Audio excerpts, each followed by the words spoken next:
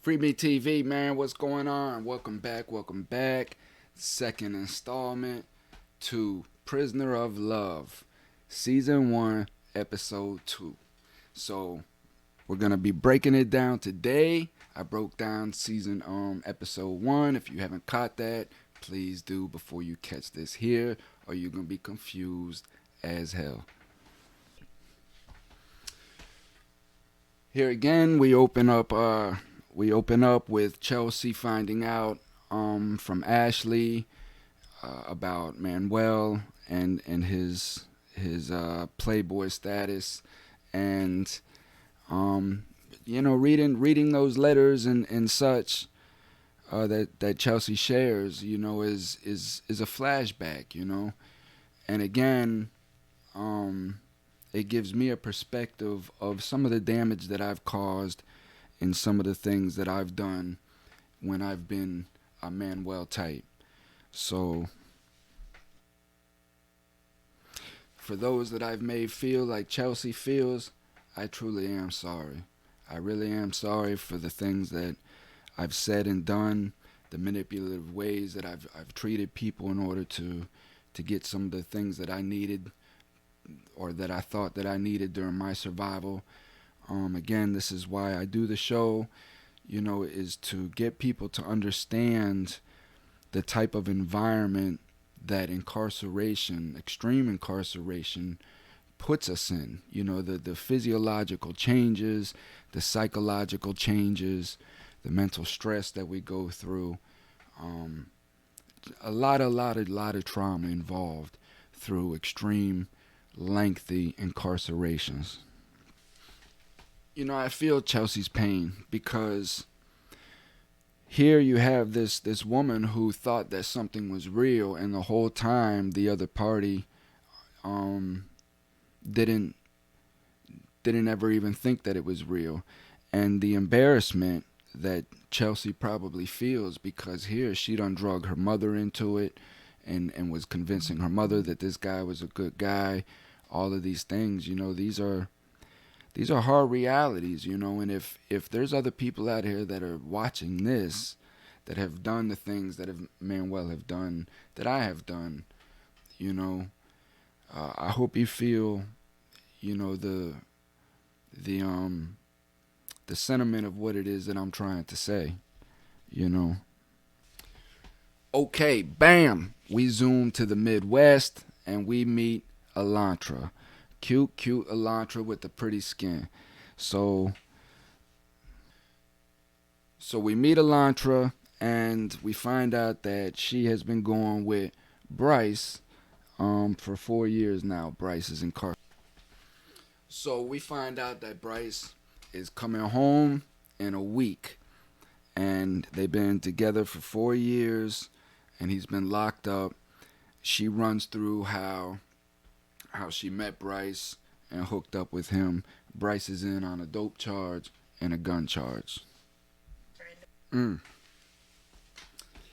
Boy, so that's touching, man. So hearing Elantra break down, the story of Bryce and whatnot is, again, that's another thing about this show that I'm loving is that, these are genuine people who are really in these relationships, and it's exposing, a lot of, again, what we go through, and try to understand, like in Bryce's situation where he may not had that tutelage, you know what I mean, that elder, wise, you know, role model to help explain life to Bryce in my same situation. And Elantra seems like a very beautiful person, and it's cool how they hooked up, and how this relationship has flourished into what it is. And I could tell the way that she's going through his life that Elantra really cares for Bryce. Okay, fast forward to Bray. We get into his first meeting now with his sugar mama, his new Ferrari with the dented wheels, right? And she's a Ferrari for real. I could tell right out of that first gate that this is a wild one.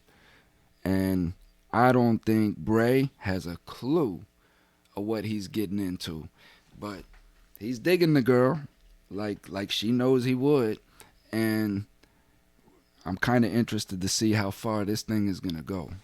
This boy's in love already. So we switched from Bray to Daddy Dexter Dukes, and he's meeting with another one of his friends, right? Seems like a pretty cool dude. I think his name was Nick.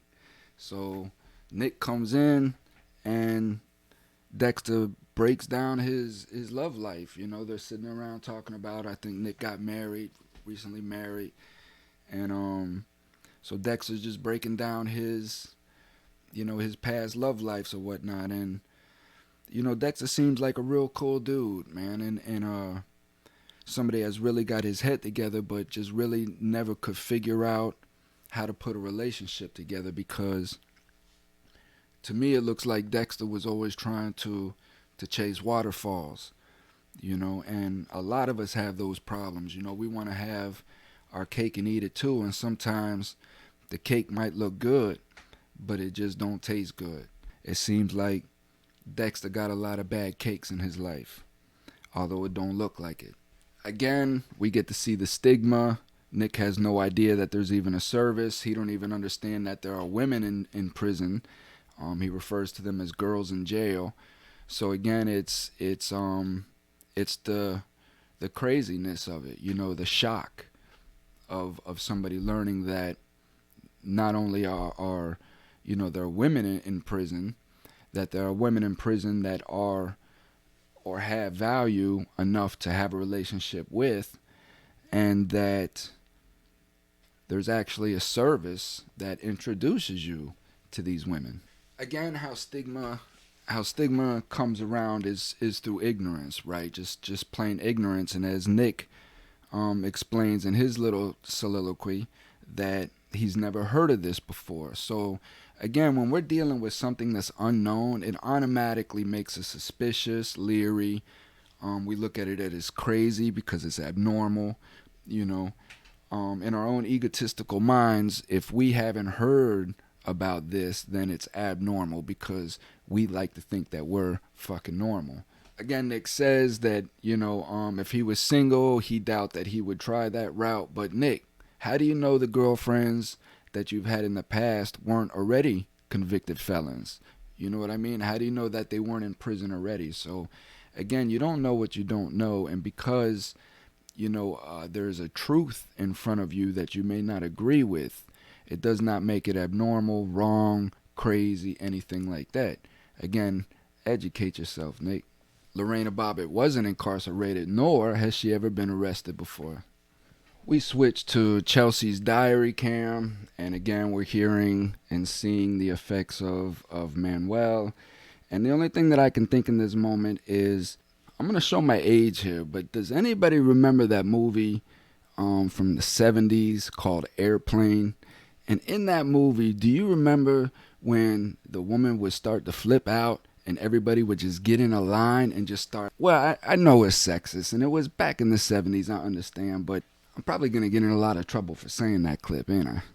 There's nothing more exhilarating in life than sleeping next to a murderer.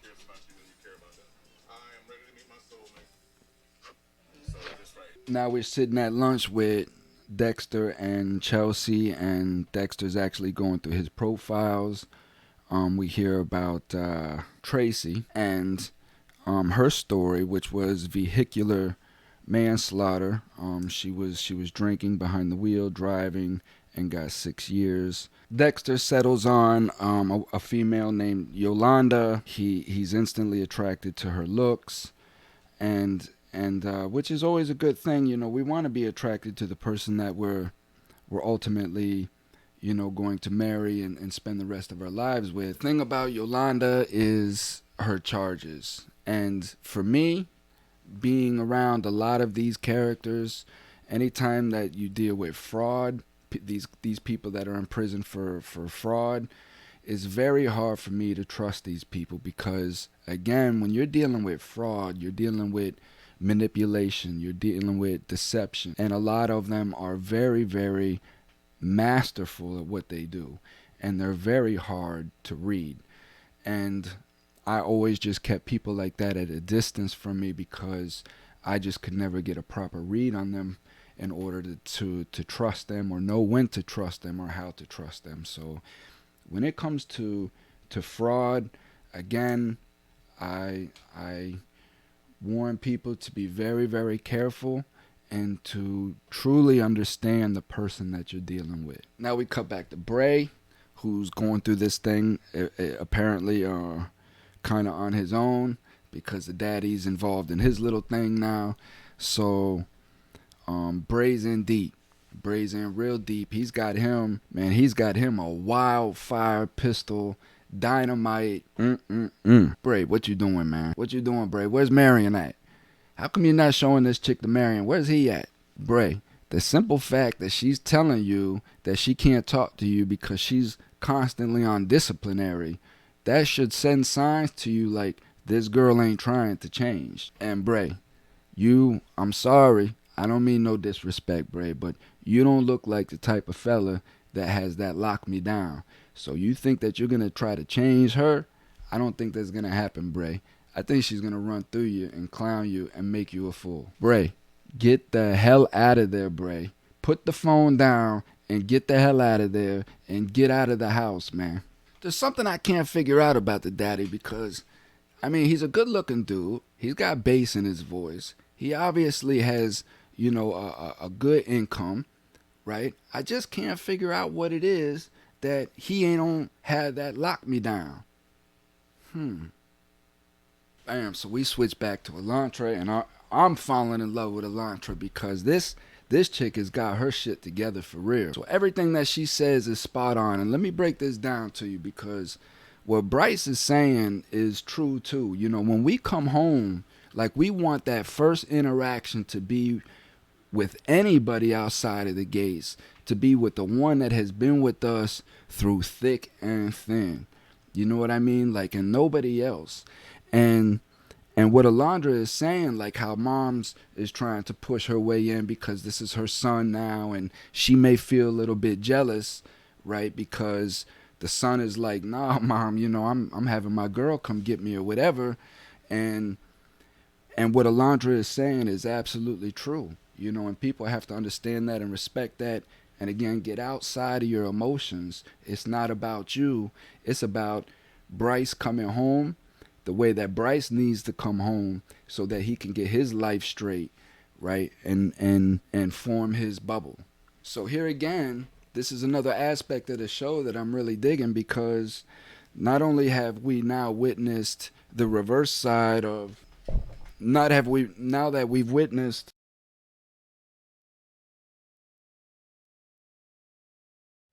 So what's great about this show is that we're getting a whole different aspect again, right, of what coming home from prison is really, really like. So again, we got to see, Chelsea and what she went through with Manuel. We also are getting to see, an actual couple coming home that has, like I said from the very beginning, that formed over amount of years. So these people know each other, right? Bryce and Alondra, they know each other in and out. And see, they haven't had, as far as what I've seen so far, that real physical relationship yet. You know what I mean? So they've formed almost like a spiritual bond between each other. We cut back to Chelsea. Chelsea's meeting new matchmaking possibilities, and we get introduced to Michael, who is obviously showing himself as a Manuel 2, reinforced, all with a new ego blast. We have Michael, who has described himself as a recovering addict of some sort. Michael's displaying all the panache of stereotypical inmate. The tight thermals, the cut body, the nice build, good looking dude, very brash, very bold, outspoken, speaks their mind, how they see it or how they want. Again, this is how what you're witnessing, the overwhelming hypnosis that we can have over people instantly. So now we cut back to Bray. Bray's finally on the phone with Arlette. Arlette's talking about taking acid, looking at the sky, doing all kinds of crazy stuff. Hold up. Did she say acid? Bray, what you doing, man? What you doing, Bray? I want to take some acid, get the sky. Take some acid and look at the sky. Yeah. Hey, listen, I got another call. I gotta call you back, okay? That's how you do it, Bray. Bray, get the hell out of there, Bray. No.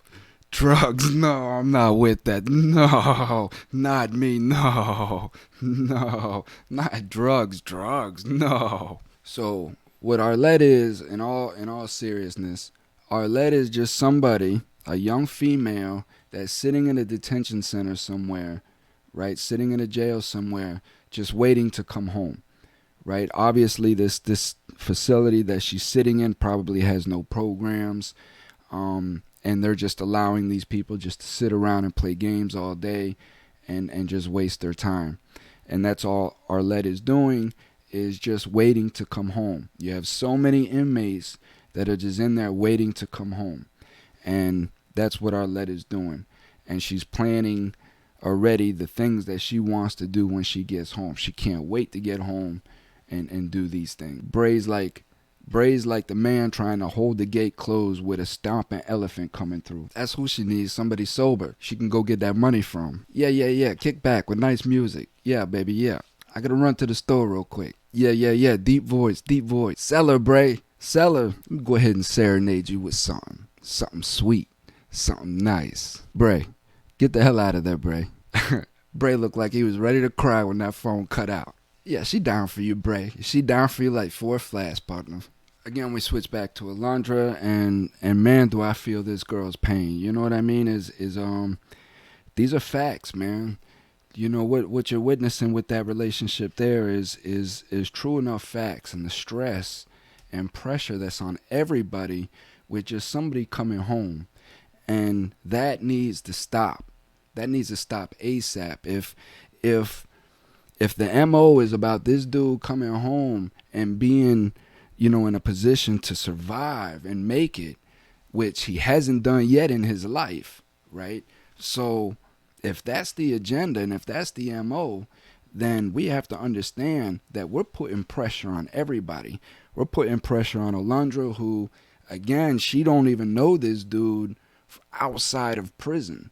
You know what I mean? And she's taking a chance with her life, and then Bryce coming home, and I could tell that Bryce has a lot of the same issues that I used to have when I was younger, and that's standing up to my family, telling them no, and parting ways with them, and loving them from a distance after I start loving myself and making my own decisions, and standing by my own decisions. And again, to back up my homegirl, man, she is speaking facts.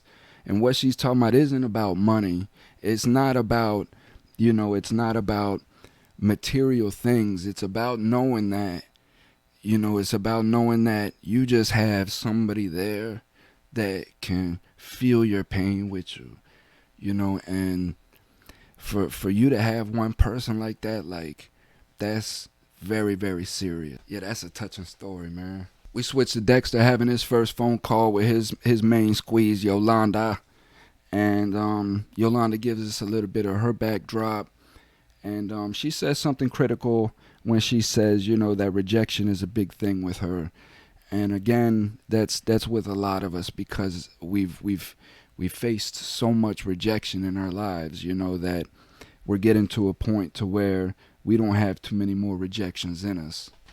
But the gist of the conversation between him and Yolanda seemed like a nice conversation. Yolanda might be a truly legit person who has come to a point in her life to where you just start self-reflecting, and she says some deep stuff in her conversation about, she's starting to realize that it's not her, but the people that she draws to her. And again, that's something that we all have to come to grips with at some point, that we draw what we put out.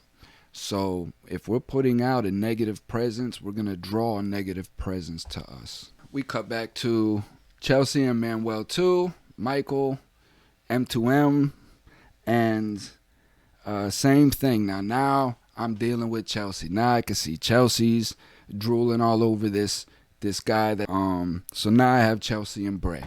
Isn't Chelsea the matchmaker? I would take all Michael's cookies and spades. We cut back to Alondra again, another beautiful scene of her driving to go pick up Bryce after after a lot, I'm sure. So it's a